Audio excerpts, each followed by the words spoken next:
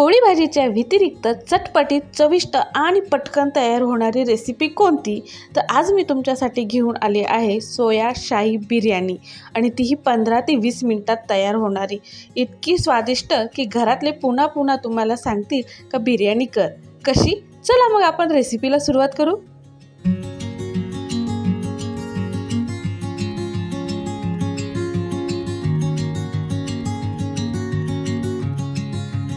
सोया बिर्याणी म्हटल्यानंतर अत्यावश्यक आहे ती सोयाबीन. आपण कोमट पाण्यामध्ये सगळ्यात अगोदर सोयाबीन भिजत टाकणार आहोत. कोमट पाण्यामुळे काय होईल का आपली सोयाबीन एकदम मऊसर भिजेल आणि पटकन भिजल्या जाईल. 5 मिनिटं तिला वेळ लागेल. तोपर्यंत आपण कांदा वगैरे कापून घेऊ. दुसऱ्या एका पातेल्यात 2 तांबे पाणी घेऊन त्यामध्ये चवीनुसार मीठ टाकायचं आहे आणि पळीभर तेल टाकायचं आहे, जेणेकरून आपला भात हा सुटसुटीत होईल. बिर्याणीसाठी बासमतीच तांदूळ घ्यायचा असं काही गरजेचं नाही. या ठिकाणी मी बासमती तांदूळ घेतलेला आहे, पण घरातला पण तांदूळ वापरून आपण अशाच पद्धतीने सुटसुटीत बिर्याणी करू शकतो. फक्त या पद्धतीने तो भात तयार करायचा आहे. म्हणजे मीठ आणि तेल टाकायचं आहे, थोडं जास्तीचं पाणी घ्यायचं आहे. आता तांदूळ स्वच्छ धुवून आपण तो शिजत टाकूया.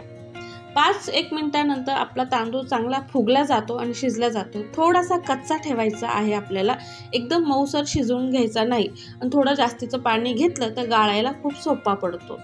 आपला भात शिजून झालेला आहे. आता मी तो गाळून घेते. गाळून घेतल्यानंतर या भातावरती आपल्याला 1 तांब्यात थंड पाणी टाकायचं आहे. त्यामुळे काय होईल का भातामध्ये जी वाफ दडलेली असते ना, ती पण निघून जाईल आणि त्या वाफेमुळे आपला भात कधी कधी जास्तीचा शिजला जातो. तो शिजू नये म्हणून थंड पाणी टाकायचं आहे. आता हा पूर्णपैकी थंड होऊन देऊया भात. तोपर्यंत आपण दुसरी तयारी करू. एका कढईमध्ये 3 पळी तेल घ्यायचं आहे. यामध्ये नेहमीप्रमाणे थोडीशी मोहरी, जिरे, 10 लवंग, 10 मिरे, 2-3 दालचिनीचे तुकडे छोटे, 4 वेलची,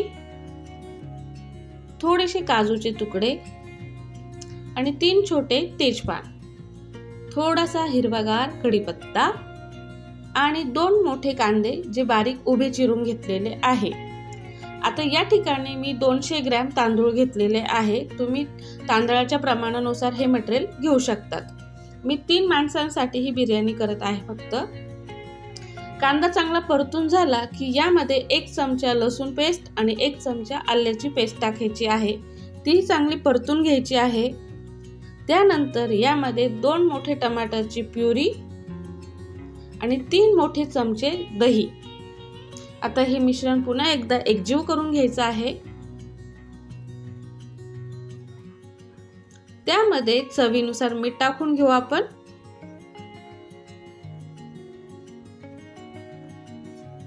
आपण ज्याप्रमाणे भातात थोडं मीठ टाकलेलं होतं त्याच पद्धतीने या मसाल्यात पण मीठ टाकायचं आहे, जेणेकरून सोयाबीनला पण मीठ लागलं जाईल. मिश्रण चांगलं एकजीव करून घेतलं की यामध्ये आता वेळ आली आहे थोडेसे गरम मसाले जे घरातले, थोडीशी हळद, लाल तिखट चवीनुसार आणि थोडासा घरातला गरम मसाला. आता लक्षात ठेवायचे की आपण खडे मसाले पण वापरलेले आहे, म्हणजे लवंग, मिरे. त्यामुळे घरातले मसाले तुम्ही तुमच्या आवडीनुसार कमी जास्त करू शकतात. आणि एक 10 वाला एव्हरेस्टचा बिर्याणी मसाला, ज्या छोट्या पॅकेट भेटतात ना 10 रुपयावाले, त्यातला एक बिर्याणी मसाला घेतलेला आहे मी एव्हरेस्टचा. मसाला चांगला परतून झाला, तेल सुटेपर्यंत थांबायचं आहे. या ठिकाणी आपला मसाला तयार आहे. आता यामध्ये आपण सोयाबीन टाकूया. सोयाबीन पिळून घ्यायची आहे आणि सोयाबीन चांगली परतून घ्यायची आहे. ती थोडीशी कोरडी होऊन द्यायची आहे. वास पूर्ण घरभर पसरलेला आहे आणि बिर्याणी खूप छान होते. आता आपण ही सोयाबीन चांगली परतून घेऊ, जोपर्यंत ते पाणी ओढलं जात नाही तोपर्यंत. या ठिकाणी तुम्ही बघू शकता सोयाबीन कोरडी पडलेली आहे, म्हणजे आपला मसाला तयार झालेला आहे. आता आपली मेन प्रोसेस जी आहे बिर्याणी लावायची. तर एका भांड्यामध्ये आपल्याला बिर्याणी लावायची आहे. त्या भांड्याला 4ही बाजूनी तेल लावून घ्यायचं आहे. वरती पण लावून घ्यायचं आहे, नाही तर आपण तळालाच लावतो आणि वरच्या भागाला लावत नाही. हे भांडं खास मी तुमच्यासाठी काढलेलं आहे बरं का. तुम्ही कढईत पण करू शकतात. आता पहिला थर हा भाताचा द्यायचा आहे. तुम्ही भात बघू शकतात किती मोकळा मोकळा झालेला आहे. यावरती थोडासा आपण खाण्याचा रंग वापरणार आहेत. तर तुम्हाला वापरायचं असेल तर वापरू शकतात किंवा टाळू पण शकतात. त्यानंतर थोडासा सोयाबीनचा मसाला, असा एक थर भाताचा, एक थर सोयाबीनचा. सोयाबीनचा थर दिल्यानंतर पुन्हा एकदा आपण त्याच्यावर भाताचा थर देणार आहोत.